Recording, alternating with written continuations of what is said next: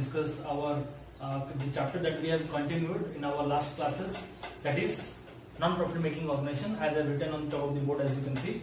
So I have made you explain in our last videos that why should we call this as non-profit making organization but not non-trading organization. So three names were there written when I made you a distinction and distinguish between all those three terms, and what would be the proper and the right term or justified to be given the name for this chapter, that is non-profit making organization or accounting not for profit making organization. On and all, both the things are same. You can call it any synonymous name out of these two names, and one of the names that was non-trading organization was ignored from the list, if I say, because I have made three names over there.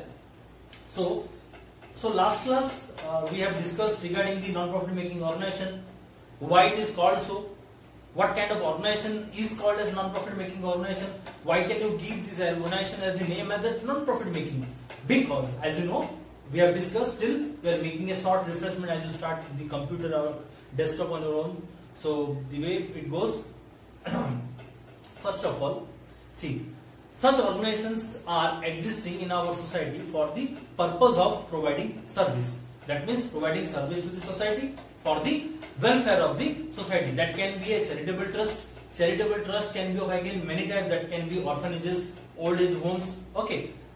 Then you can call it the temples, schools, colleges, court of law. All those things are the organizations that are run by mostly by the government bodies. Okay. All those organizations that are completely run by the government bodies can be called as a non-profit making organization. But when I have given you certain examples regarding the non-profit making organization, there were certain examples that may make you confused that whether it is a service making organization or a profit making organization. And the thing to somewhat extent is true also, because nowadays the schools, colleges and hospitals are privatized.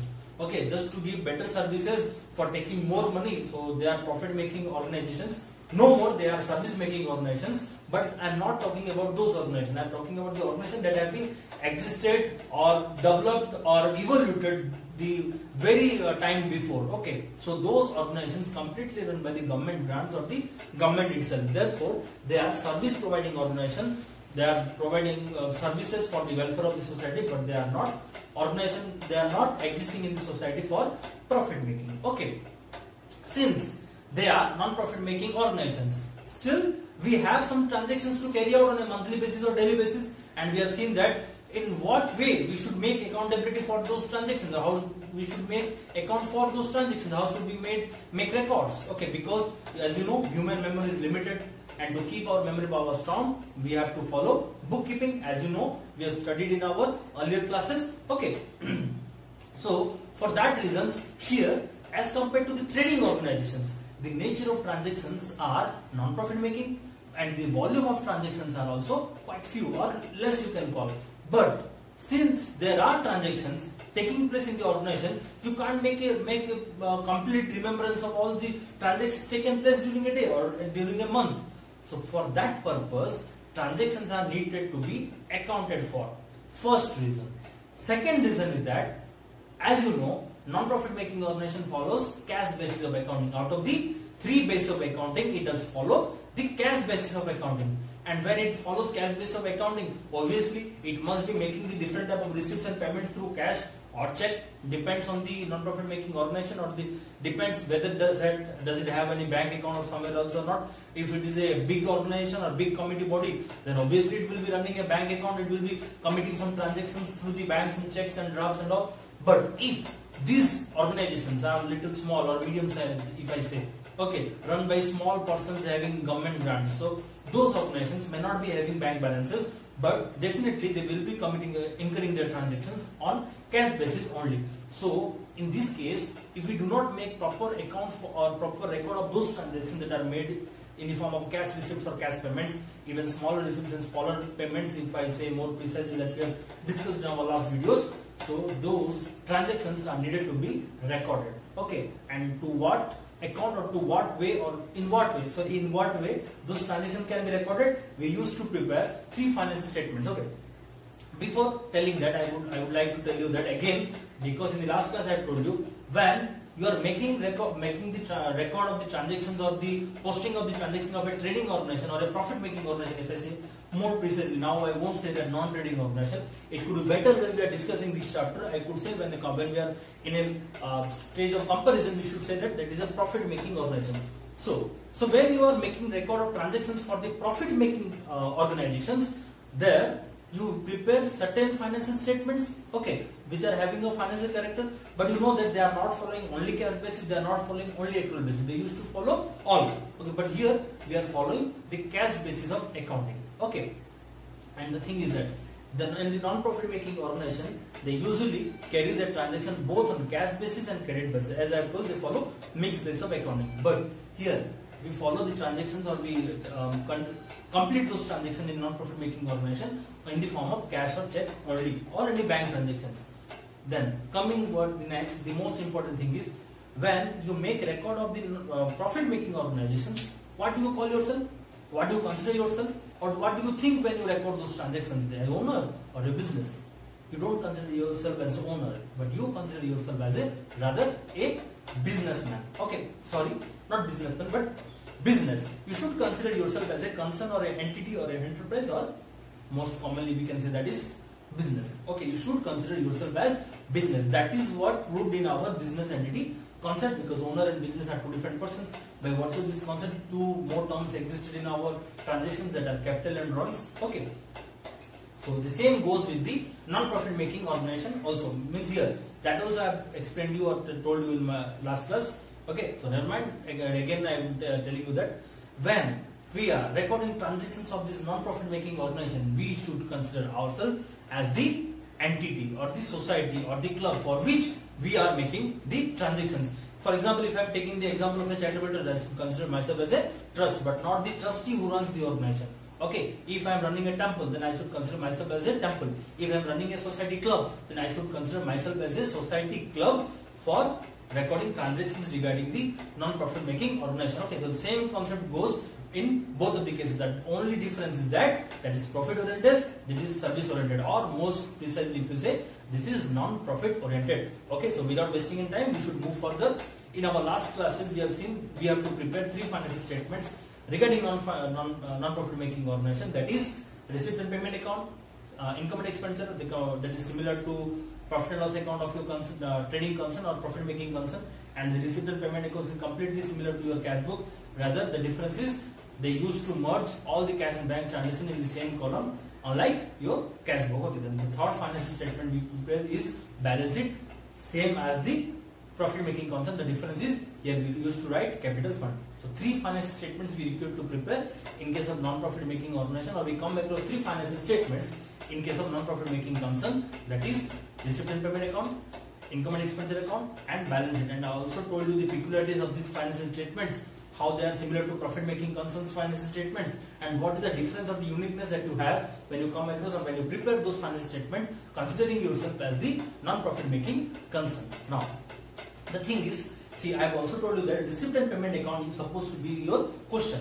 Receipt and payment account is supposed to be your question, and the transactions that are existing in the receipt and payment, it has revenue receipt and revenue payment, capital receipt and capital payment. So all those revenue nature of items you have to gather at one place, that is income and expenditure account, and all sort of capital nature of items, that is receipts and payments of capital nature, can be gathered, should be gathered at one place, that is called, that you call your balance sheet.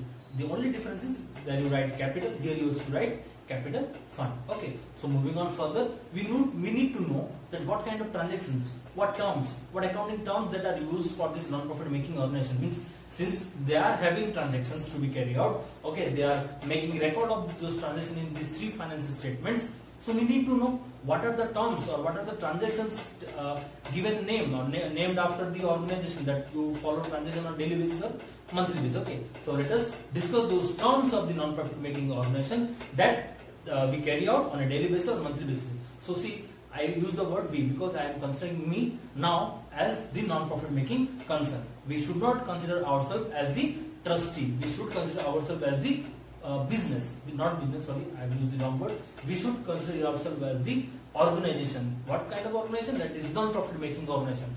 Since in a bulk or way or bulk process we have discussed about business organization. So the term comes very frequently in that business, but not to get confused. Okay, so we are turning into our new chapter and we are going to discuss the terms that are existing in this non-profit making organization. So for a better understanding, I will make them in a columnar format or a proper categorization or classification that will help you to understand properly what kind of things these terms are called as. Okay, so please pay attention.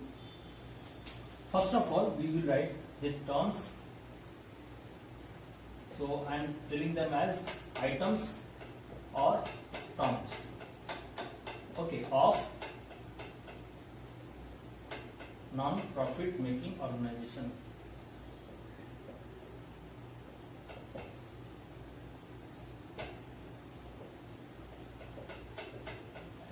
Please forgive for my handwriting. As you know, it is not so easy to write in the marker board. Okay, again, not so hard, but for me. Okay, so these are the terms. This is the first heading or the column. If I say this is the items or terms. Okay. Second, we need to know the nature of terms.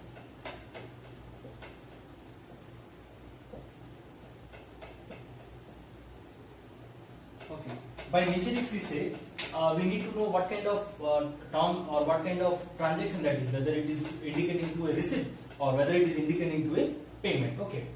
Then moving on to our next stage is treatment.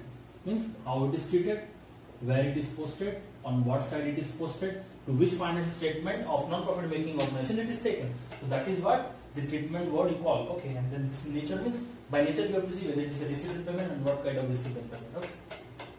So the first term that we are going to discuss. So now we are considering as a trust or a club. So let us take a name. Okay, I used to take my name then. Charisma Charitable Trust. Okay, for your kind information, I don't owe a charitable trust. I'm not so rich by my balance, but I'm just taking this name. Okay.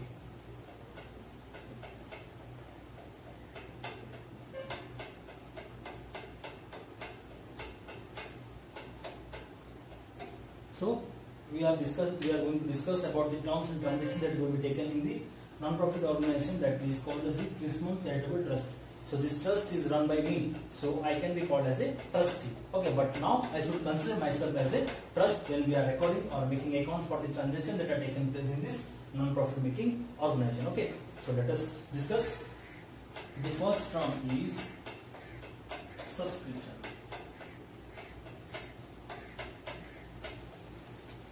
Okay, subscription. So please pay attention when we are discussing these things. Subscription. For example, there are some members working in the club. Okay, so they have to pay something for the membership of their club. So that is called subscription. Better example, if I say, if you take the example of a gymnastics.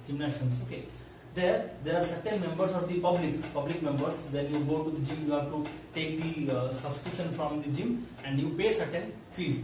That fees for a trust or a club is called as subscription. So if I am considering myself as a non-profit making organization, or since I am this club trust, Chrismon Charitable Trust, so for me subscription is a receipt. Okay, so this subscription is the periodical amount received by me from my members. Okay, again I am telling, subscription is the periodical amount received by me from my members. Why I use the word periodical amount, I will tell that also. Okay, so nature of term, it is an receipt. It is a receipt. And what kind of receipt it is? It is a revenue receipt. Okay, so it is a revenue receipt. It can be received. Now I am telling you what is the term means periodical receipt. Okay, I am receiving it periodically from my members, so they can pay the subscription in different lots. Okay, different ways. So that ways are, which I told as periodical, that can pay me monthly, quarterly, okay, half yearly, yearly. Okay, so this is a recurring term. Okay, this is recurring. If I say it is a revenue receipt, it is a revenue receipt, and I receive it from my members in the form of different periodical ways, that is monthly, quarterly, half yearly or yearly. Just like I gave you the example of a gym. When you get admitted into a gym, you pay some fee. That fee is called as subscription. Okay. And treatment. See, the treatment is, this is shown, as I told you, there are three financial statements: receipt and payment account, income and expenditure account, and balance sheet. And since I have told you receipt and payment account is your question, so we will be having receipt and payment account in the form of these items, and we have to record only revenue items to the income and expenditure and capital items to the balance sheet. Since then, I will tell you how it is treated even if in the receipt and payment account. Okay, so subscription is given in the receipt side. So receipt side of a real account is, or receipt and payment account is debit side, definitely. So debit side of receipt and payment account. I am writing it shorter, okay, just to avoid time. Then second treatment. Actually, this is not a first treatment because this will be your question. But since we are new to this chapter, I am telling you all the treatment, even if it comes in the question. Okay. See, like when we prepared final accounts, we used to get the trial balance in the form of question. But in the previous year, we learned trial balance as our chapter, so it was easier to know what a trial balance is. But here, we are new to this chapter, so we didn't know what receipt and payment account is. So I am telling you about the receipt and payment account as well. Okay. So again, then it is being a revenue item or revenue receipt, or you can call it as an income for the organization. So it is taken to income and expenditure account. Now income and expenditure is a nominal account balance, so there it should be taken on the credit side. Credit side of income and expenditure. Okay. So you take into the debit side of receipt and payment account and credit side of income and expenditure account, because it is a nominal account and credit balance shows income, debit balance shows expenses. Okay. Moving on to our next item. Before telling the name, I would like to tell you that sometimes there are some members who are wealthier. So they work in the organization for the society, but they can pay a huge amount when it is required or when it is in need. So in that cases, what we call is, they used to pay the amount of subscription in lump sum. Lump sum means in bulk or once in a lifetime. So that are called lifetime membership fees. Okay, before writing, I would like to give you an example. You know about your cell phones, how you used to operate it and how you used to recharge them. You know that when in the initial days when the mobile services were launched, you used to recharge your validities. How you used to recharge your validities?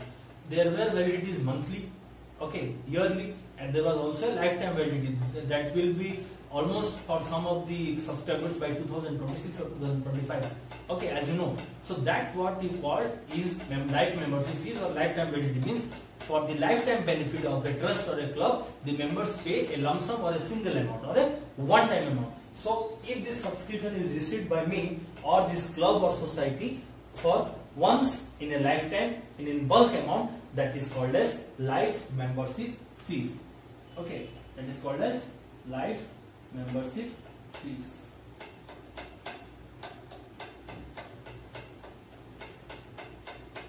Okay, so that all those things are called as life membership fees.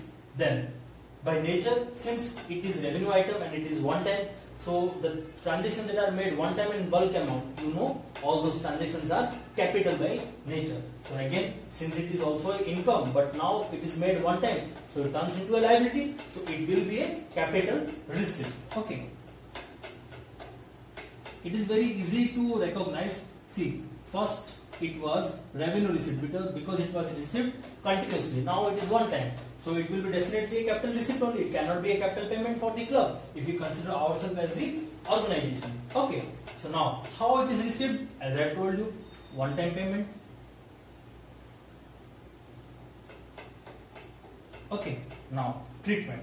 Since it is a capital receipt, and as you know, in receipt and payment account, all sort of receipts are taken to the receipt side and all sort of payments are taken to the payment side. So it will be shown in the debit side of receipt and payment account. Okay. And since it is a capital item, it won't go to income and expenditure account, and since it is a capital receipt, it used to be a liability. So it will be taken to the liability side of balance sheet.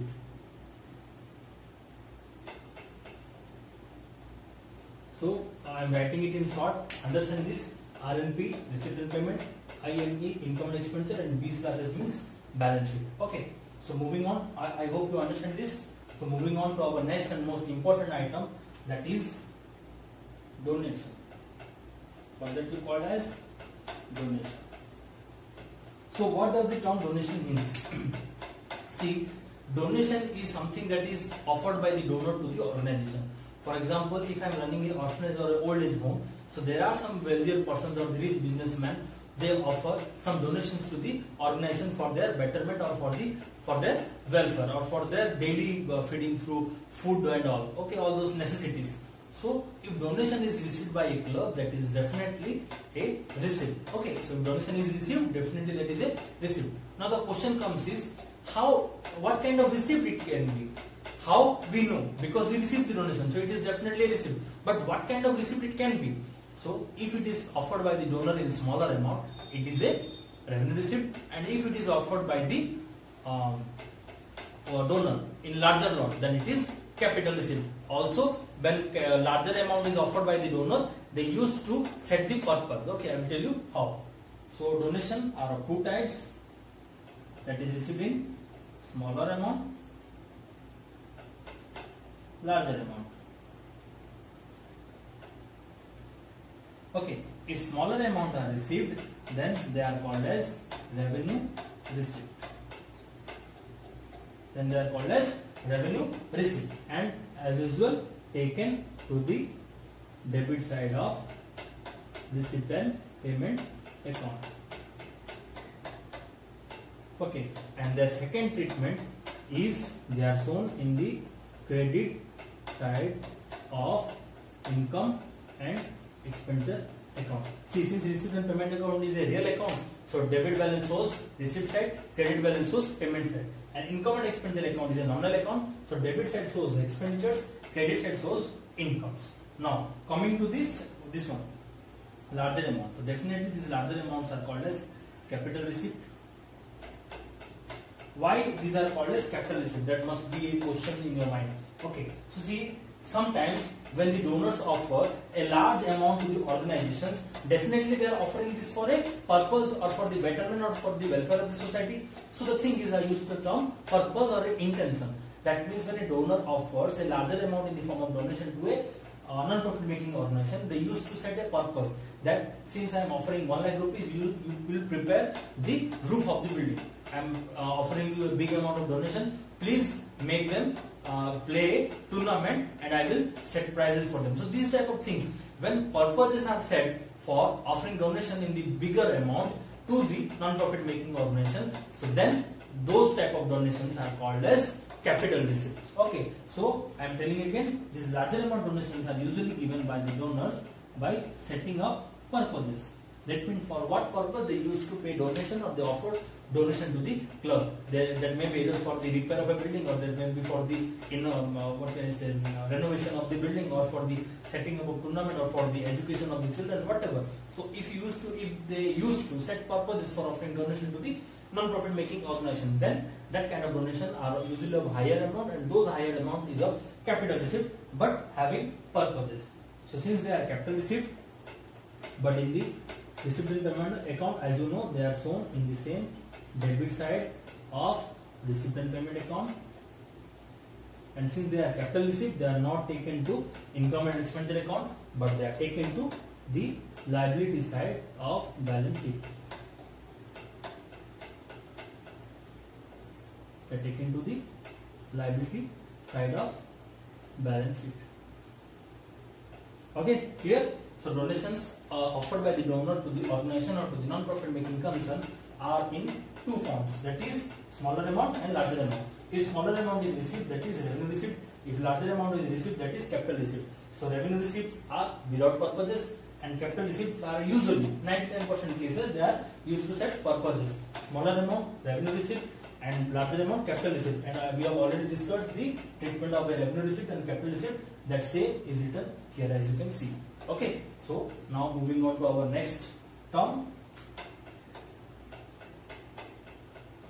that is honorarium.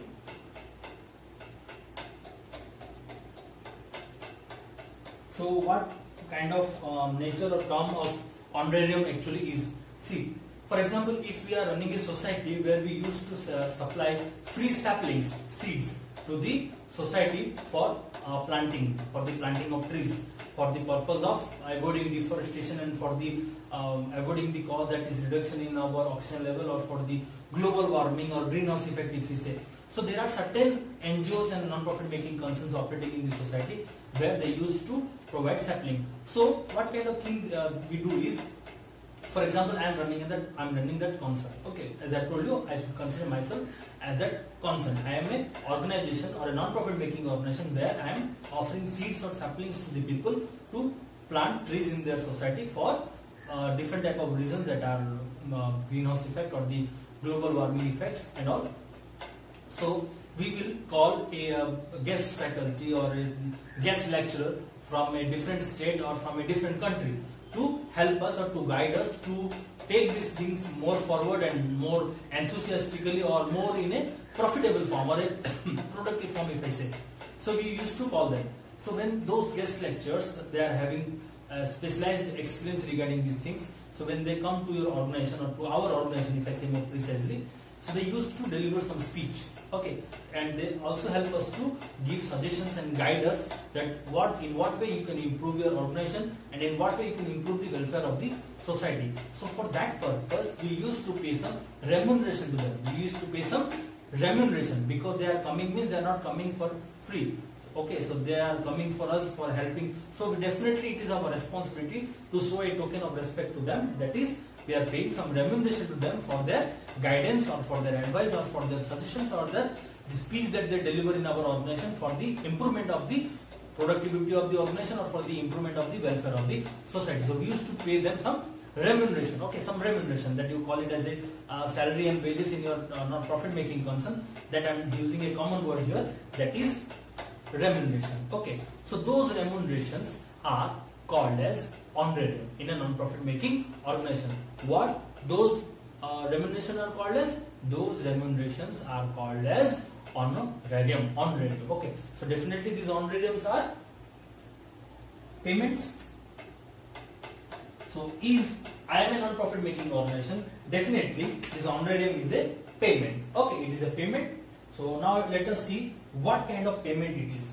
So see, it is also not paid every time. It is also paid once, but it can be paid quarterly, it can be paid monthly, or it can be paid half-yearly, depending upon in how much frequency those lecturers or those guest persons come to our organization for guiding us or for suggesting us for the improvement of the welfare of the society. Okay, so that is the thing.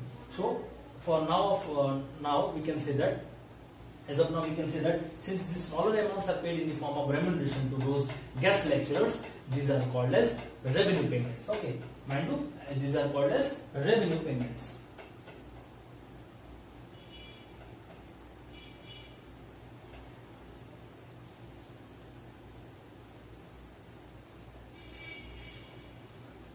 Since the amounts are paid in less, these are called as revenue payments. Okay. And also they are continuous payments. You may pay it monthly, you may pay it quarterly, you may pay it half-yearly, depending upon the frequency that they come to your organizations for delivering their speeches. Okay. Now, since it is a revenue payment, in what way it could be treated? It is again shown in the debit side or the receipt side of receipt and payment account. Okay, and since it is a revenue item, it must go to income and expenditure account, and since it is an expense, it is the first payment that we got in the discussing of the terms, it must go to the payment side, sorry, not payment side but the expenditure side, that is debit side of income and expenditure account. So the first mistake I made, I should notice, this is not debit side, this is credit side, because that is a not a receipt, that is a payment. And as you know, real account means credit what goes up. So credit balances are called as the payments. So the payments are taken to the credit side of receipt and payment account. I hope you got through this term. We have discussed these 4 terms and more yet to discuss. Okay, so the next time we are going to discuss is entrance fees. Okay, entrance fees.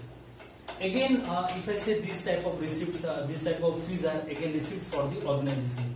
This type of fees are paid by the public when they put visit to the organization for some ventures or for some just for a entertainment purposes. Okay, like if I say the example as a cinema halls, parks, museums, the adventure parks, okay, amusement parks, all those organizations. Nowadays I have told you again that because they are profit making organization, but in earlier they used to be the non-profit making organization because they were run by the government. So don't get confused with that. So see, when the public puts visit to those government parks or government museums and all, so they used to pay some fees. That fees is called as entrance fees. Okay. So by nature what it could be, revenue or capital. I would like to tell you that there was a big argument regarding the treatment of entrance fees, that whether it should be treated as a revenue item or whether it should be treated as a capital item, because a member visits once in a lifetime, or we can say he may not visit for the second time, he may come. I don't say that we don't go for the second or third time, but see, if you go to America for a visit, you want to go for the second time so early. So that is the thing. So we can consider this as a one-time payment by the, or one-time receipt from the public. So why can't we treat this as a capital receipt? Okay, so this was the argument. Now the thing is that since it is received once in a lifetime from the single member, but we receive it from the different members, not members, we receive it from the different public persons or the person, those who come or pay visit to the organization, they are different. We receive it from the regular basis. For example, A comes today, he won't come for the year. And B comes next tomorrow, then he won't come for him in a lifetime. Persons come regularly, but the person who come today, he may not come more frequently from the next day or the next year or the next month, whatever, or the next quarter if I say. But the amount is received in a continuous way. The first reason we should treat this as a revenue item or a revenue receipt is, first thing is that we receive it from our public or the persons who pay visit to such organizations in regular basis or in continuous basis or in recurring basis. That means the day, for the number of days the organization is open, they can put visit. So it is recurring in nature. So recurring nature items are always revenue nature of items, as you have studied in profit making concern. The second most important reason is, if you pay fees, for example, like 50 rupees, 100 rupees, 20 rupees, 4 rupees, 5 rupees, depending on the different type of nature of the organization that you pay visit, okay, in the form of public. So those amount cannot tender you benefit for lifetime or for more than one accounting year. That means that amount received in the form of entrance fees from the public members who pay visit to our organizations cannot be more than, cannot give us benefit or cannot tender us benefit more than one accounting year. Mostly if I say, they cannot give benefit even for a month or even for a day if you receive 5 or 10 rupees or 50 rupees itself. Okay, so depending upon the time period of the benefit delivered by these entrance fees, it is called as a revenue nature, and since we receive it as a recurring in nature, it is found to be in recurring nature or continuous, these are treated as revenue receipt. Okay, so whenever you get confused like whether it should be treated as a revenue or capital nature of item, always see how much time, to what time does it give benefit. If the benefit goes beyond one accounting year, definitely is it a capital item, that may be capital receipt or a capital expenditure. And if it does not deliver the benefit, that may be less than one accounting year or equal to one accounting year. So definitely that is a revenue item. And also the one more important thing is that it is recurring in nature. Okay, capital items cannot be recurring in nature. Okay, so this is a revenue receipt.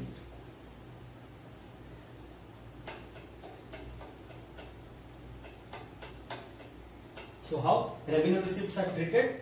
They are shown in the debit side of receipt and payment account,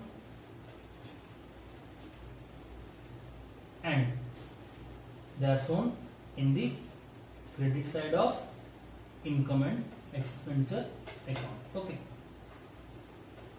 Why? You know very well. See, since it is a revenue receipt, it is shown in the receipt side, that is debit side of receipt and payment account. And since it can be treated as an income for the while, as we have discussed now during an argument, so it can be shown in the income side or in the credit side of income and expenditure account. Okay, so let us move to our another term since the board is full. As I told you, subscription, revenue nature of item, the same form of subscription paid one time in the life, is called as life membership fee, that is a capital nature of item.